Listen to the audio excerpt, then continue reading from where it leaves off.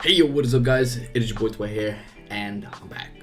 I haven't been posting as much as of recent due to a lot of changes in my life, and not to go over too much into that, I got myself a new job. Some things in and around the house have changed. Some of the people already know. If you guys want to hear more, check out my streams and such.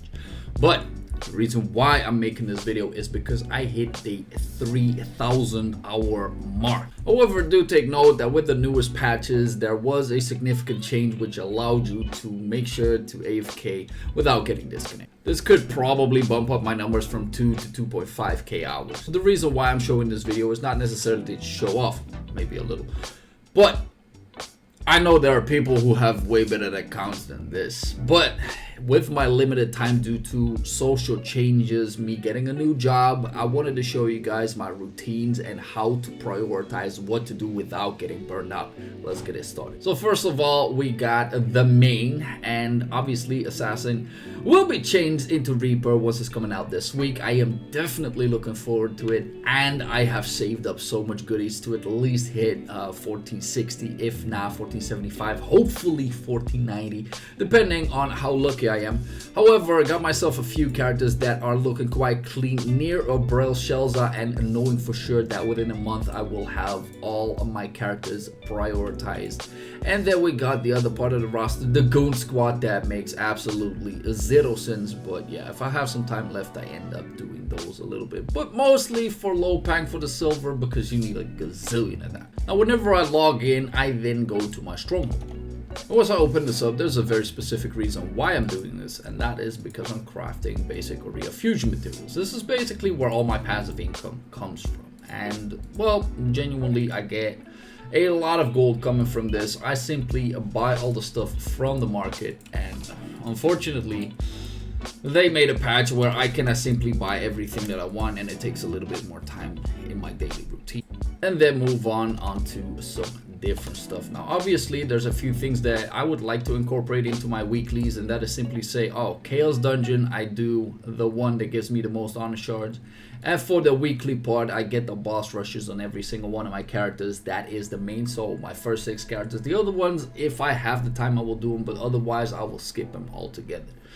This allows me to get not only a few great honor leap stones, but also a little bit of shards as well during the week. Then comes up the obvious thing that you should possibly be doing. First of all is Chaos Dungeon giving you all sorts of materials, which is nice, but here comes my go-to on cutting out a lot of my time on my weekly, and that is by doing Descaluda instead of Kundalanium. Now there's a big reason why I'm doing this, is because one, Kundalanium takes roughly double the amount of time, especially when there are people who are undergeared. Second of all would be the battle items that it requires you to do, so he teleports and all that, so you need to have those in check. And guess what?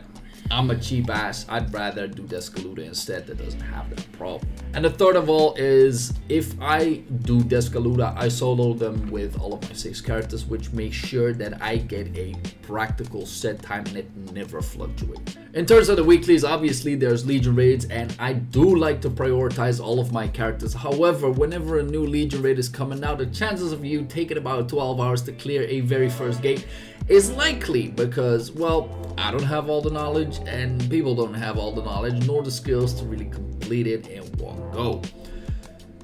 Obviously, after time progresses, it becomes easier because a lot more people know how the mechanics work. You get yourself a title which allows you to, well, set yourself apart from the rest of the Goon Squad and make sure to clear it very fast. Usually it took me about 12 hours for a first gate clear. Now it only takes me 4 hours roughly to have 3 to 4 of my characters clear full Kakul Sadon, and that is 4 or 5 weeks in, which is absolutely amazing. So at first, when Brel Shelza comes out, I take my scrapper, I hopefully clear some of it, and all of the other characters, I'm sorry, probably won't have the time to do it. And if I try and stress this all that much, I am not gonna like that. The funny part about it is because you only have 3 entries on tickets, and when Brel Shelza comes out, there is one of these Legion commanders that I don't want to do, and that is this lady, because she is the devil. I swear to God, there's so many mechanics that you cannot skip, and so many people still die to it, and I'd rather not. I'd rather do Vault and even bust it if needed, because you can simply skip everything if you do enough damage. Sedan is sort of the same. As long as people know how to do it, you can skip a lot of the mechanics, which makes the run easy as well. One of the things that I end up skipping a long way, one of the things that I also end up skipping a lot of the time are these islands. And obviously there are some good things that come from it, among which is some gold, but I for some reason cannot put myself to do it properly. So there's that. So when I look at a daily basis, I use these 5 characters that clean everything super fast. If I do have time, I take the Holy Knight out because, well, it can buff and hopefully you can have yourself some fast. Another issue with having this many characters to invest in is the amount of silver that you have, and that is not only due to re-rolling of all of the gems. No, it is also the upgrading part, which is quite tedious. To deal with this, I use all of my alts that have rested bonus onto Chaos Dungeons because, be as it may, it actually provides with a lot of silver as well. The thing that I barely ever touch is Dimensional Cube. I, for some reason, hate this game mode. I rarely touch this whatsoever. But the one thing that I found out recently is that you can simply go to the cube part and say, I'd like to have some of these either way, and pop 2 of them at the same time, and hopefully if you don't find any more of those cubes, one day you may be out of tickets. But until that time, it's gonna take you a little bit. But since I don't want to do them anyway, it doesn't seem to be a law. Now for future plans on this account, obviously I'd like to have the Reaper as my main. However, chances are is that I might change it still to my Striker, so I get to learn all of the mechanics and struggle less with finding a party on the newest raids.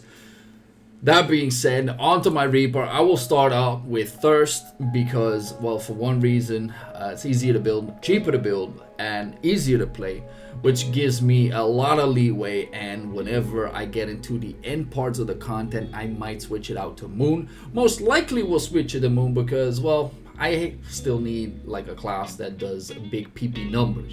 But with that being said, let me wrap up the video by saying thank you guys for watching. I am back. If you guys have anything that I need to highlight in terms of characters, in terms of builds, let me know down into the comments. I will address every single one of them. For now, have a very nice day, and I'll catch you guys in the next one.